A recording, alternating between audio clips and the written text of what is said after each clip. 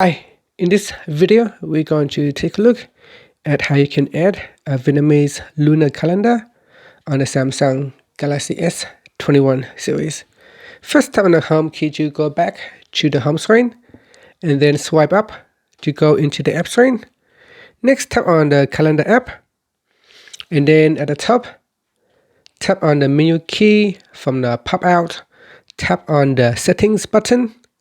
In calendar settings, you want to go down and tap on alternate calendar, and in here choose Vietnamese lunar, and that's it. So now if you tap on the back key, you can see in your calendar, I'm going to swipe over to the current month, and you can see under the main day number, you can see there is a day and a month.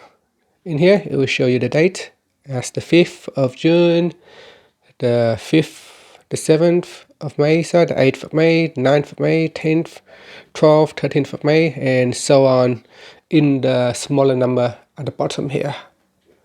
And that's how you can add in the Vietnamese lunar alternate calendar in your calendar app on the Samsung Galaxy S21 series.